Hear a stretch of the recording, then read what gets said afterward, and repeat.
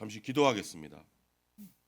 하나님 아버지, 하나님이 우리를 불러주셔서 하나님의 자녀가 되면 주님이 우리의 인생을 책임져 주시고 우리 인생의 주인이 되어 주셔서 우리 앞길을 인도해 주시고 보호해 주시겠다고 약속해 주시니 감사합니다.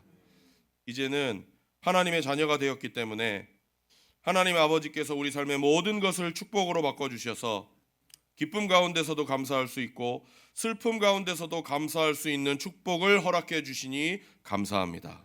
오늘 우리가 찬양하고 고백한 대로 문제를 해결해 주시는 것도 감사하고 문제 속에서 역경을 견딜 수 있도록 은혜 주시는 것도 감사합니다.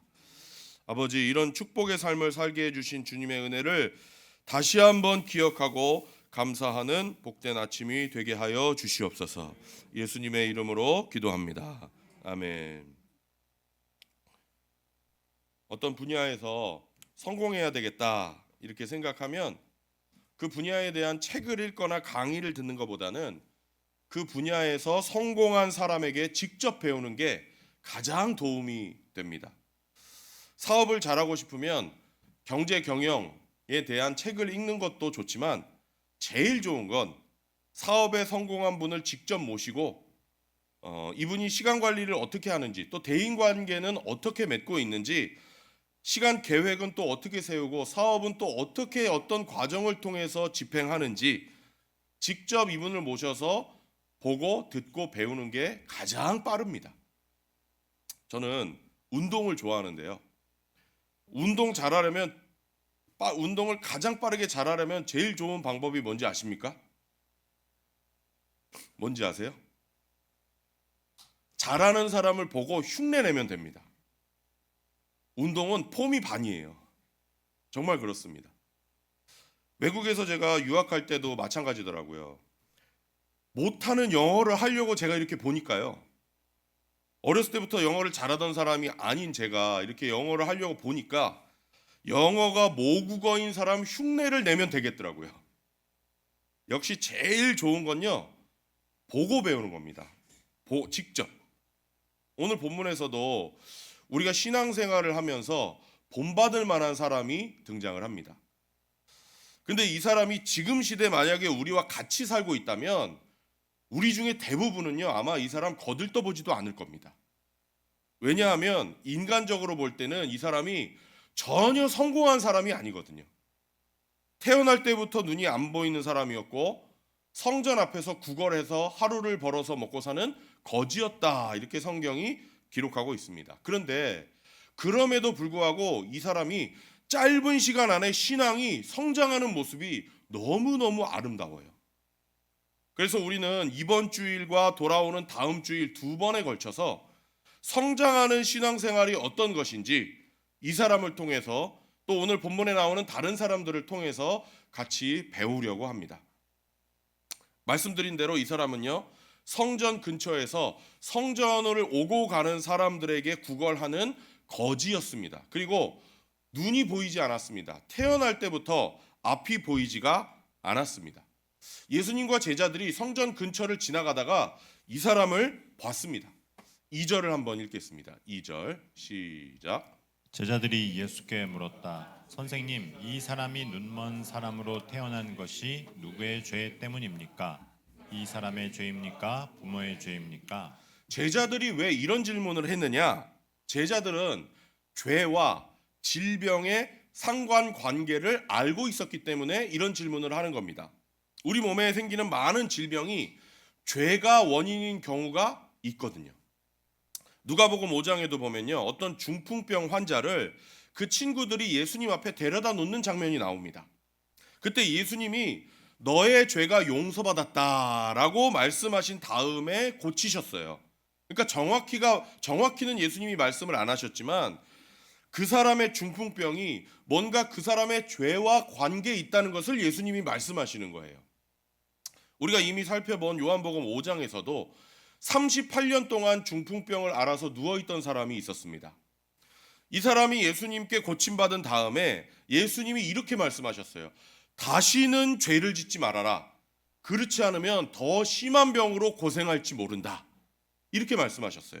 여기서 이 사람의 병도 죄 때문에 생긴 거고, 그래서 하나님이 고치신 뒤에 그 생활을 정리하지 않으면, 또 죄를 지으면 이전보다 더 심각한 죄가 생길 수 있다라는 것을 예수님이 말씀하시는 겁니다. 죄와 질병의 상관관계. 야고보서 5장 16절도 한번 보시겠어요? 시작. 그러므로 여러분은 서로 죄를 고백하고 서로를 위하여 기도하십시오. 그러면 여러분은 낫게 될 것입니다. 의인이 간절히 비는 기도는 큰 효력을 냅니다. 아멘. 병 낫기를 위해서 기도하기 전에 뭘 먼저 자백하라? 죄를 먼저 자백해라. 여기서도 다시 한번 질병과 죄의 관계에 대해서 야고보 사도도 이야기하고 있는 겁니다. 우리에게 생기는 많은 질병은요, 그 원인이 죄에 있기 때문에 정말 그 질병에서 치료받기를 원한다면 회개하는 것이 우선되어야 한다는 겁니다. 그것도 철저한 회개. 이거 없이 병 낫기만 기도해서는 치유의 역사가 잘 나타나지 않을 때가 많다는 겁니다. 제자들이 이 질병과 죄의 관계를 알았기 때문에 예수님께 질문하는 겁니다. 이 사람이 자기 죄 때문에 이런 겁니까? 아니면 이 사람의 부모의 죄 때문에 지금 이런 겁니까? 그런데 여러분, 오해하지 마십시오. 절대로 오해하지 마세요. 그렇다고 해서 모든 질병이 죄 때문에 생기는 건 아닙니다. 우리 자녀들이 유치원 가고 학교 가서 감기 걸려오는 거, 그거 왜 걸리는 거예요? 죄 때문에 걸리는 거예요? 감기가 유행이니까 걸리는 겁니다. 이게 질병이 죄 때문에 온다고 무조건 공식으로 외우면 이단으로 빠지는 거예요. 심각한 신앙의 질병이 걸리는 겁니다. 아니에요. 아이들이 죄를 지어서가 아니라 감기가 유행이니까 걸리는 거예요. 어른들도 마찬가지예요. 우리가 죄로 가득한 세상에 살다 보니까 이런저런 병을 얻기도 하지만 그게 다 직접적으로 우리 죄 때문이 아닌 경우도 많이 있어요. 예수님은 오늘 본문에서 세 번째 가능성을 이야기하고 계십니다. 죄 때문이 아니고 하나님의 영광을 위해서 이 사람에게 이런 질환이 있는 것이다. 구체적으로 이런 말씀이죠. 이 사람이나 이 사람의 부모가 죄를 지은 게 아니다. 하나님이 하시고자 하는 일을 드러내시고자 하는 것이다. 이 사람이 아픈 것은 하나님의 영광을 위해서다. 그렇습니다. 우리가 예수님을 믿어도요, 우리 삶에 고난이 있고 질병이 있을 수 있습니다. 그런데 그게 죄 때문이 아니라 하나님의 영광을 위해서 그럴 때가 있다는 겁니다. 오늘은 여기에 해당되는 대표적인 예로 제가 자니 에릭슨 타다라는 분에 대해서 말씀드리려고 합니다. 사진을 한번 보여드릴까요? 이분입니다. 이분은 아주 활동적인 10대 소녀였습니다. 운동하는 걸 좋아해서 농구하는 걸 좋아하고요. 말 타는 걸 특히 좋아했대요. 그리고 수영을 특히 좋아했다고 합니다. 어느 더운 여름날 말을 타고 해변에 도착해서 말에서 내려서 해변가에서 한 50m 정도 떨어져 있는 곳에 부표가 있었는데 거기까지 동생과 헤엄을 쳐서 갔다고 해요. 그리고 거기 올라서서 별 생각 없이 물속으로 다이빙을 했는데요. 50m를 갔으면 물이 깊다고 생각할 거 아니에요, 누구나. 근데 그렇지가 않았던 거예요. 꽝 하고 머리를 부닥쳤는데요. 혼절했다가 정신을 차려보니까 병원에 있었고 목 아래로 전신이 다 마비가 됐습니다. 그날부터 이 사람의 부모님도 애를 쓰고 의사들도 애를 쓰고 별의별 치료를 다 해봤지만 치료가 되지 않았어요. 병원에 하도 오래 있으니까 몸무게가 50% 정도가 줄어들었대요. 하도 마르면 그렇다고 하네요. 이 사람이 직접 그랬다고 하는데 너무 마르면 침대에 누워있는 게 힘들어서요. 이 뼈가 너무 침대에 닿는 게 고통스러워서 그래서 나중에는 뼈를 갈아내서 부드럽게 하는 수술까지 받았다고 그래요. 너무 뼈밖에 없으니까. 이 자니 에릭슨의 마음속에 이런 질문이 계속해서 생겼다고 합니다. 도대체 왜 나한테 이런 일이 생길까? 나는 하나님도 믿는데. 하나님, 나에게 왜 이런 시련을 허락하셨습니까? 아무리 기도해도 하나님이 답을 안 하십니다. 나를 좀 치료해 주세요. 계속 기도해도 하나님이 대답하지 않으십니다. 잠잠하세요. 자니 에릭슨의 표현을 빌리면 멀리 계셨다 이렇게 얘기하더라고요. 그나마 그녀가 어려운 시간을 견딜 수 있었던 것은 자니 에릭슨을 사랑하는 성도들의 사랑이 있었습니다. 성도들이 시간만 나면 이 소녀를 찾아와서 사랑으로 돌봐줬거든요. 말씀으로 위로하고 권면했습니다. 그런데 이분의 얘기를 들어보면요, 그런 말씀으로 하는 위로나 권면이 하나도 귀에 안 들어왔다 그래요. 하나님을 원망하는 마음이 마음속에 가득해서 무슨 말을 사람들이 하든지 다 거부했다고 합니다. 그렇지 않겠습니까? 저라도 그럴 것 같아요. 그런데 어느 날 친한 친구가 찾아와서 이렇게 얘기하더랍니다. 너 계속 하나님을 원망하는데 너 지금 전신마비 돼서 얼마나 고통스러운지 예수님은 아신다. 이게 귀에 들리겠습니까? 그날도 역시 귀에 하나도 들어오지 않더랍니다. 그런데 친구가 그 다음 하는 말이 자니 에릭슨의 마음속에 충격으로 들렸는데 그게 뭐였냐?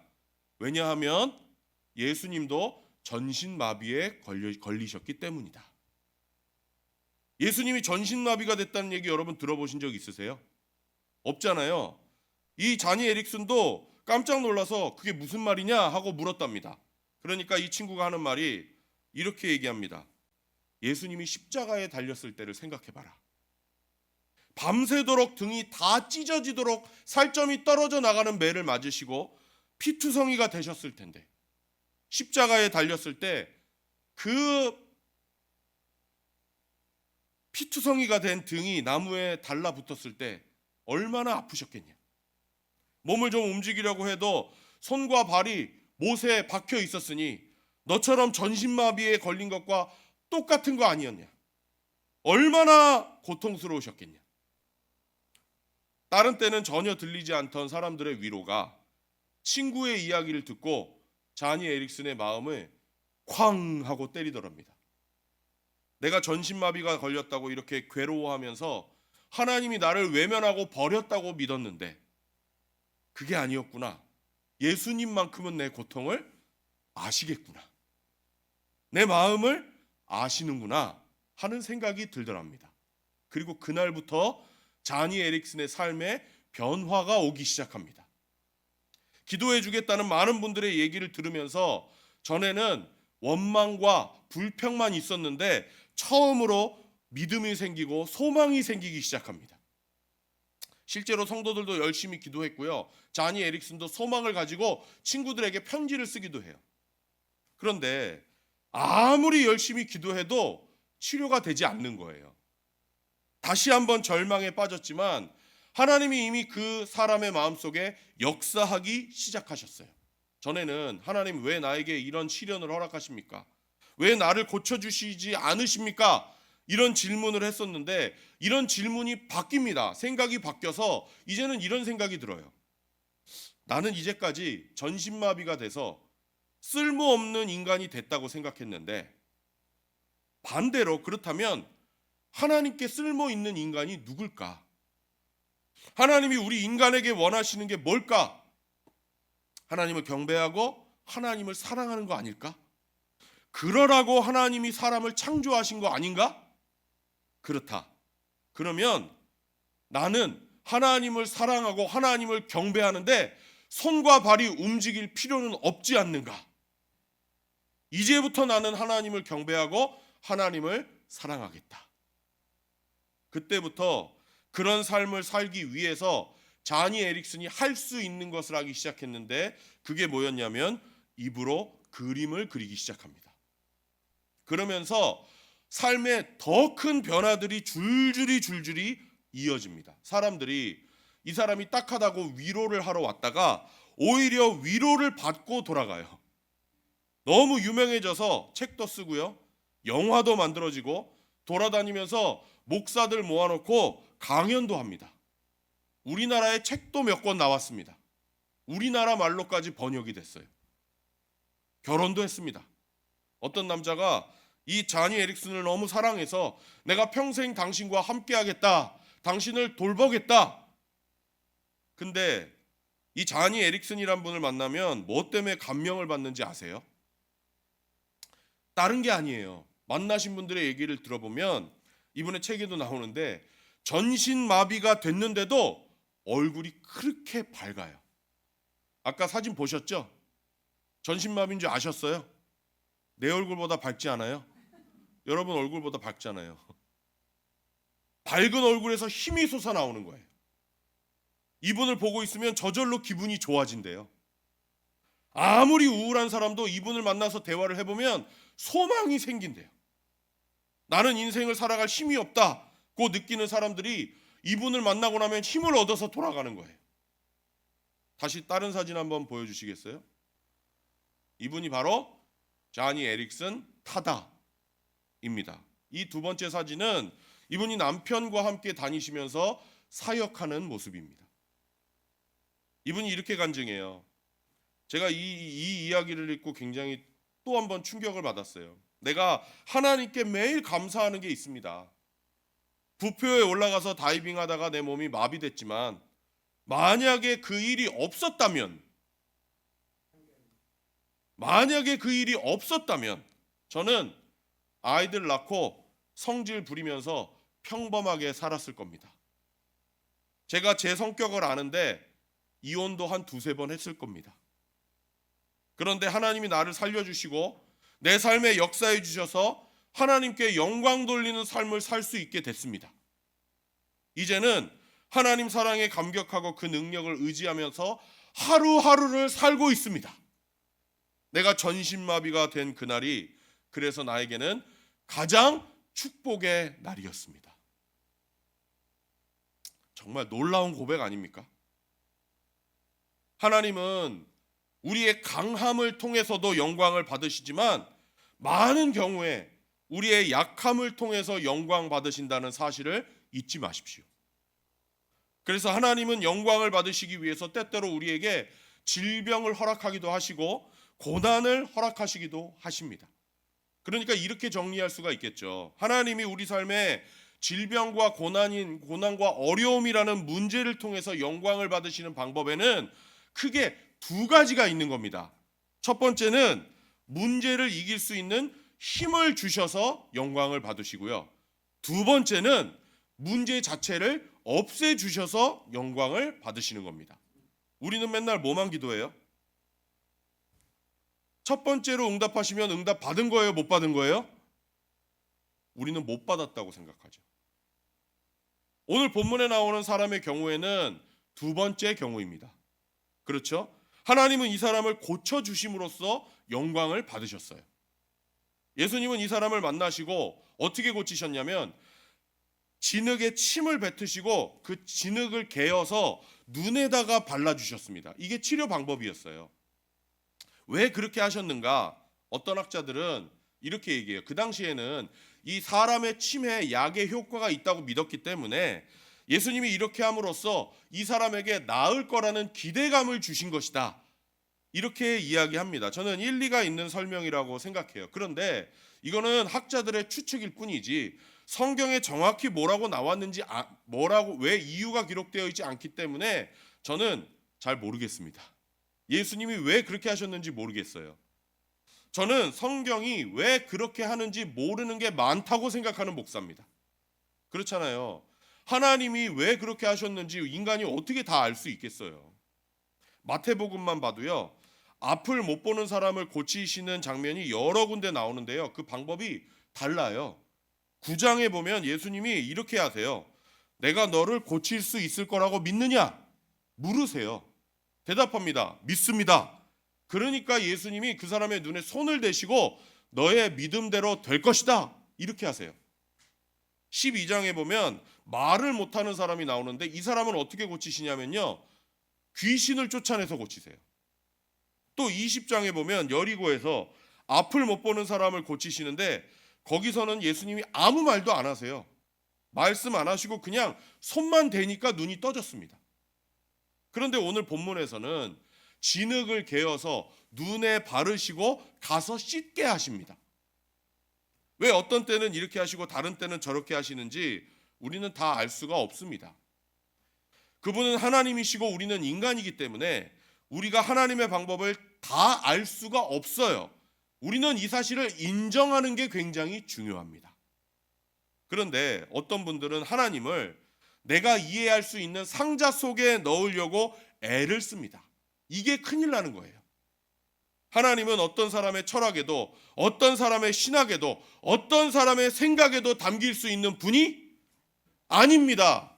자기 생각에 담길 수 있다고 착각을 하니까 하나님한테 까분다느니 죽는다느니 이런 표현까지 감히 하는 거죠. 이단성이 있다고 정죄받았습니다.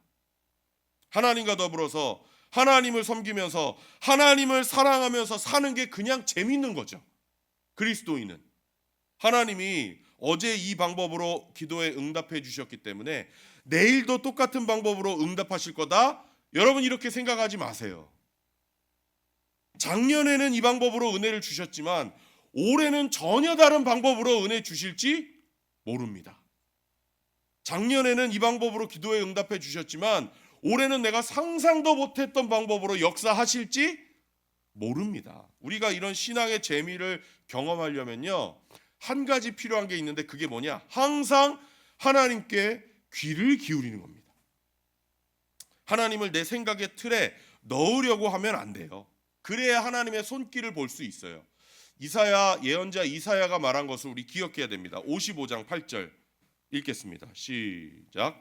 나의 생각은 너희의 생각과 다르며 너희의 길은 나의 길과 다르다. 아멘. 주님께서 하신 말씀이다. 여러분 이 말씀을 빨리 인정하면 인정할수록 왜? 도대체 왜? 이런 질문이 사라집니다. 그리고 신앙생활이 좋아지고요. 하나님과의 관계가 편해지고 하나님이 주시는 능력을 다 체험하면서 사실 수가 있습니다. 아무튼 여기서는 웬일인지 예수님이 진흙을 발라주시고 가서 씻으라고 말씀하셨습니다. 저는 오늘 설교의 결론으로 이 사람에게 배울 점 2가지를 간단하게 말씀드리고 마치려고 합니다. 첫째로 이 사람에게 배울 점은 어려움에도 불구하고 순종하는 모습입니다. 한번 따라서 해보겠습니다. 어려움에도 불구하고 순종하는 모습. 예수님의 말씀을 듣고 이 사람은 실로암 연못으로 갔습니다. 실로암은 물가예요. 연못입니다. 근데 이 사람이 어떤 사람이라고 했어요? 앞을 태어날 때부터 못 보던 사람이잖아요. 제가 성지순례를 가보니까요, 예루살렘 성전하고 실로암은 가깝지 않아요.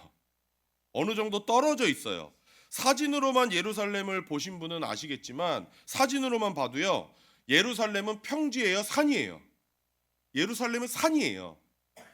그러니까 성전에서 실로암에 가려면 가파른 길을 헤치면서 가야 되는 거예요.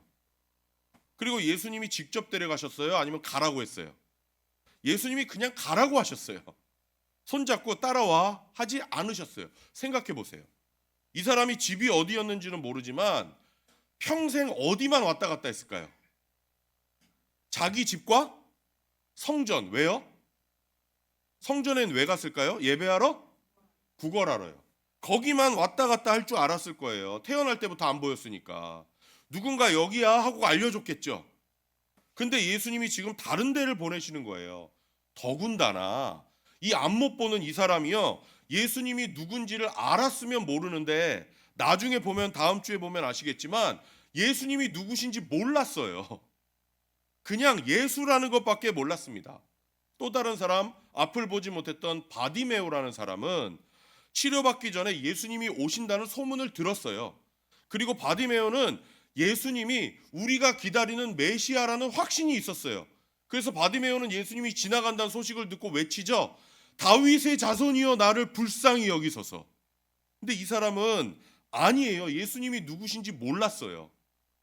그럼에도 불구하고 예수님이 가라고 하셨을 때 몇 번을 쓰러지고 넘어지는 한이 있어도 어떻게 했어요? 갔어요. 저는 이게 이 사람에게서 우리가 배울 점이라고 생각합니다. 그래서 이 사람은 기적을 체험한 거예요. 어려움에도 불구하고 순종했기 때문에. 생각해 보십시오. 만약에 나는 거기 가본 적 없어요. 그랬다든지, 아니면 예수님 그냥 여기서 고쳐주시면 안 됩니까? 그랬다면 어땠을까요? 고침을 받았을까요? 하나님의 능력을 체험하려면요, 반드시 우리에게 어려움이 선행됩니다. 반드시 그렇게 되게 돼 있어요. 기적을 체험하기 전에도 어려움이 있고요, 믿음이 성장하기 전에도 어려움이 있고요, 내가 정말 주님이 쓰시는 사역자가 되기 위해서도 갈등과 어려움이 있어요. 하나님이 주시는 복을 받기 전에도 어려움이 있어요. 이것이 영적인 법칙이에요. 제가 눈이 안 보여서 한 1년 가까이 고생을 했는데, 목사님들 만나서 이렇게 기도 제목을 이야기할 때 눈을 위해서 좀 기도해 주세요, 그렇게 이야기를 하잖아요. 그럼 제가 그렇게 듣기 안 좋은 기분 나쁜 이야기를 목사님 사모님들이 하는데, 그게 뭔지 아세요? 아유, 하나님이 크게 쓰시려고, 바울처럼 쓰시려고 눈에 질병을 주셨네. 그럼 제가 항상 그렇게 대답해요. 안 쓰셔도 되니까 안 아프면 좋겠습니다. 여러분도 다 그러시죠? 근데 여러분, 그냥 편하게 신앙생활 오래 하면 뭐 좀 되지 않을까? 이렇게 생각하십니까? 천만의 말씀입니다. 간단한 예로요, 우리 교회에서 삶 공부 끝나면 많은 분들이 여기 올라오셔서 간증하시잖아요. 근데 간증이 은혜롭잖아요. 저는 들을 때마다 은혜롭거든요. 어떤 때는 저는 정말 설교보다도 낫다고 생각해요. 근데 저는 그런 간증을, 은혜로운 간증 들을 때마다 조금 이상한 생각이 들어요. 왜 이상하냐면, 여기 서서 제가 항상 느끼는 감정이에요. 저분들이 왜 저러실까?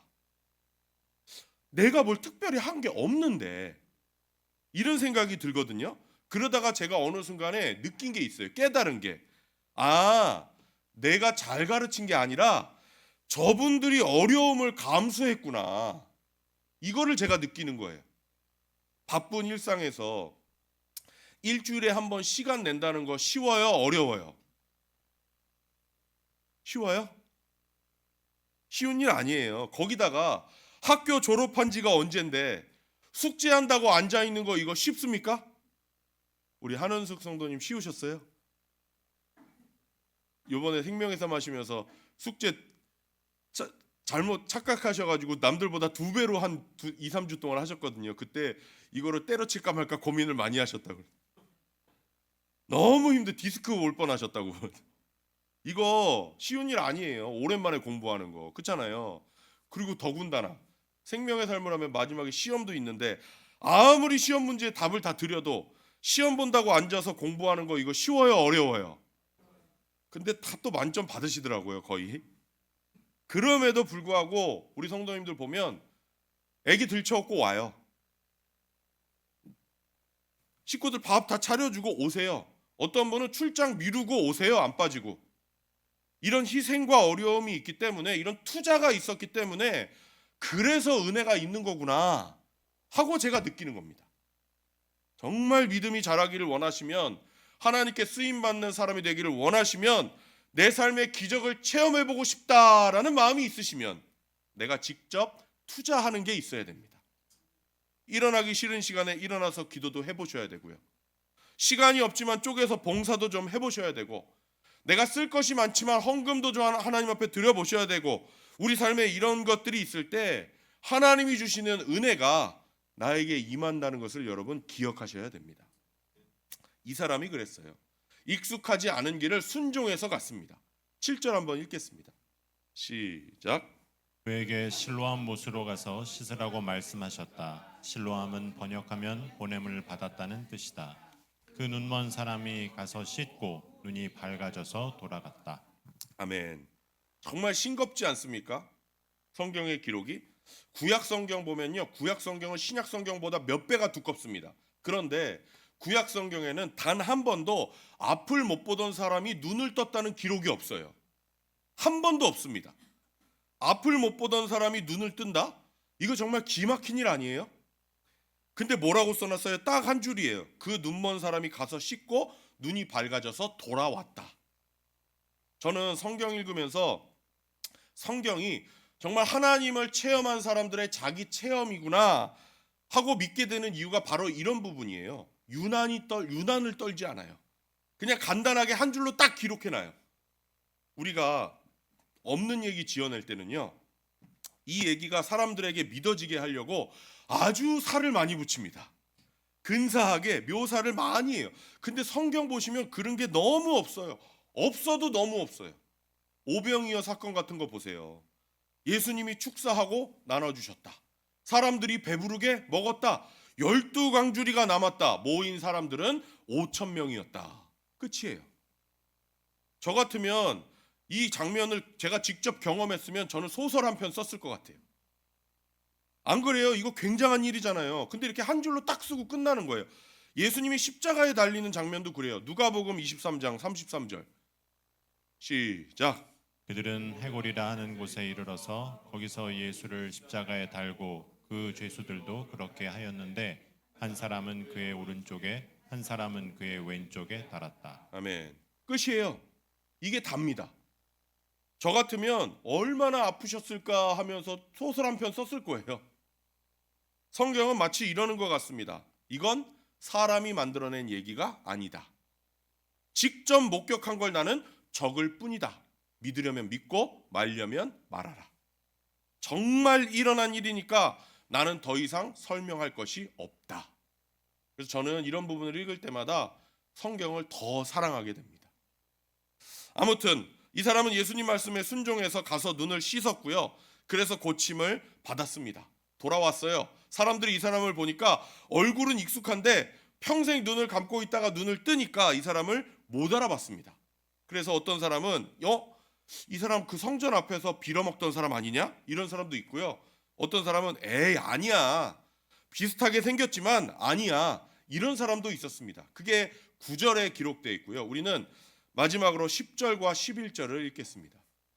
시작. 사람들이 그에게 물었다. 그러면 어떻게 눈을 뜨게 되었소? 그가 대답하였다. 예수라는 사람이 진흙을 개어 내 눈에 바르고 나더러 실로암에 가서 씻으라고 하였소. 그래서 내가 가서 씻었더니 보게 되었소. 아멘. 두 번째로 이 사람에게서 배울 점이 바로 이겁니다. 이 사람은 하나님의 능력을 체험하고 난 후에 즉시 간증했습니다. 체험 후에 즉시 간증하는 모습. 귀찮으니까 다른 사람들이 옛날 그 사람이다, 아니다, 다른 사람이다 할 때 즉시 그냥 사라져버려도 괜찮습니다. 상관없어요. 근데 내가 맞습니다 하고 사람들 앞에 나서요. 그리고 곧바로 간증을 하는데 너무 잘해요. 제가 삼공부 마치고 간증하시라고 하면 뭘 해야 될지 모르겠다 이렇게 얘기하시는 분들 많은데 이 사람 간증을 보면 돼요. 이 사람이 간증하는 게 아주 간단합니다. 내가 옛날에는 A라는 상태였는데 예수님을 만났고 지금은 B라는 상태가 되었습니다. 이거거든요. 그러니까 A라는 상태를 얘기하고 예수님을 만난 걸 얘기하고 B라는 상태를 얘기하는 거, 이게 뭐냐면 간증입니다. 이 사람이 지금 얼마나 담대하고 간결하게 간증을 잘하는지 우리 이 모습을 본받아야 됩니다. 다음 주일에 말씀드리겠지만 이 간증을 통해서 하나님이 영광을 받으십니다. 말씀을 마치겠습니다. 하나님은 우리 삶에 큰 기적을 나타내셔서 하나님이 살아계신 것, 그리고 살아계신 하나님이 우리 기도에 응답해 주시는 것, 우리를 도와주시는 것을 나타내시는 하나님이십니다. 그래서 우리는 이런 하나님의 기적을 기대하면서 살아야 됩니다. 이런 기적이 왜 생기는지 아는 게 중요합니다. 이런 기적이 왜 생기느냐? 하나님이 나의 수호신이어서 생기는 게 아니라 궁극적으로 하나님의 영광을 위해서 허락하시는 겁니다. 어떤 분들은 이런 얘기를 들으면 거부감을 느끼세요. 아니, 하나님의 영광을 위해서 한 사람을 앞을 못 보게 하셨습니까? 딱 머리가 이렇게 돌아가는 사람들이 있거든요. 제가 그래요, 제가. 아니, 그렇게 한 사람을 수십 년 동안 앞 못 보게 하나님의 영광을 위해서? 근데 왜 우리 인간이 그런 거부감을 느끼고 그런 질문을 하는지 아십니까? 아세요? 아까 웃으신 분들 저랑 같은 동족이시잖아요. 왜 그런지 아세요? 우리 같은 사람들이? 내 분수를 몰라서 그래요. 내 분수를 몰라서. 이 중에 한 절반 정도 웃으셨거든요. 하나님이 우리를 왜 만드셨어요? 영광을 받기 위해서 만드셨어요. 자, 자매님들 보면 귀걸이 예쁜 거 하신 분들이 있어요. 제 아내가 어느 날 저한테 설명해 준 적이 있어요. 귀걸이를 하면서 여자가 귀걸이를 하면 평균 1.5배 예뻐 보인대, 이렇게 이야기하더라고요. 근데 과학적인 얘기인지 뭔지는 제가 잘 모르겠어요. 근데 여러분 생각해 보세요. 귀걸이가 여러분 예쁘라고 있는 거지 여러분이 귀걸이 예쁘라고 있는 거예요? 귀걸이가 말을 할 줄 안다고 한번 생각해 보세요. 아침에 여러분이 귀걸이를 고르십니다. 이거 했다가 저거 했다가 옷에 맞춰봐요. 근데 귀걸이가 이렇게 얘기해요. 야, 너 왜 나 들었다가 내려놔? 이렇게 얘기합니까? 우리는 우리 분수를 몰라서 그래요. 모르니까 감히 하나님께 따져요. 왜 나를 들었다 내려놔? 우리 인생을 연극이라고 생각하면요, 내가 주인공이고 하나님이 우리를, 예수님이 우리를 도와주시는 조연이 아니에요. 이 생각을 빨리 바꾸셔야 돼요. 연극의 주인공은 예수님이고 하나님이고 우리가 조연이에요. 역사의 주인공이 창조주 하나님이에요. 하나님이 우리의 영광을 위해서 존재하는 게 아니라 우리 인간이 하나님의 영광을 위해서 존재하는 거예요. 우리는 그렇게 창조된 존재예요. 억울하세요? 저도 억울한 적이 있어요. 그런데 제가 지금 하나도 억울하지 않아요. 전혀 억울하지 않아요. 왜? 능력이 없는 저에게는 하나님을 돕는 조연이라는 사실이 엄청난 희소식이거든요. 왜 그러냐면 살면 살수록 저는 지혜의 한계를 느껴요. 지식의 한계를 느껴요. 건강의 한계를 느껴요. 능력의 한계가 있어요. 내가 하나님께 영광 돌리는 삶을 살겠다고 마음을 먹으면, 그런데 한계가 있는 나인데도 불구하고 하나님은 기적을 통해서 내 삶의 문제들을 해결해 주시고 고난 가운데 이길 수 있는 힘도 주시고 이 모든 것을 통해서 영광을 받으신다는 거예요. 항상 이렇게 나의 삶을 통해서 영광을 받으시겠다는 거예요. 얼마나 신나요? 그래서 예수 믿는 사람들은 아까 찬송한 대로 기쁨 중에도 감사, 슬픔 중에도 감사가 되는 유일한 존재예요. 장미꽃을 감사할 뿐만 아니라 장미 가시도 감사할 수 있는 거예요. 이게 어떻게 가능해요? 내가 하나님께 영광 돌리겠다, 내 삶의 목표를 그렇게 정하면 어디서 뭐라든지 어떠한 환경에서든지 하나님께 영광 돌리는 삶의 목표를 가지고 있으면 삶이 편해지고 단순해지거든요. 삶의 목표가 바른 사람은요, 어려움이 생길 때 유난 떨지 않아요. 이야, 큰일 났어, 큰일 났어, 큰일 났어, 큰일 났어, 이러지 않아요. 처음에는 그렇게 반응할 수 있어도요, 시간이 지날수록 생각이 바뀌어요. 하나님이 무슨 일을 하시려고 하나 보다, 무슨 영광을 받기 위해서 지금 나한테 이런 일을 허락하시나 보다. 내가 어떤 환경에 있든지 하나님은 나를 통해서 영광 받으신다는 믿음이 있거든요. 우리 성도님들, 하나님께 문제 해결해 달라고 열심히 기도하시고요, 기적을 위해서 기도하시고요, 기적을 결국에는 체험해서 하나님께 영광을 돌리시기를 바랍니다.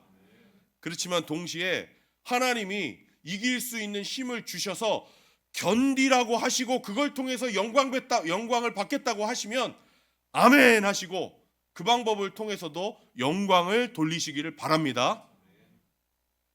두 번째가 아멘이 좀 더 컸으면 좋았을 텐데. 그럼 그 둘 사이의 균형을 어떻게 맞춰요? 문제를 이겨내서 영광을 돌리는 게 먼저입니까? 아니면 문제를 통째로 해결해 주셔서 영광을 돌리는 게 먼저입니까? 어느 쪽에 우선순위를 둬야 됩니까? 저는 문제 해결을 위해서 먼저 기도하시라고 권합니다.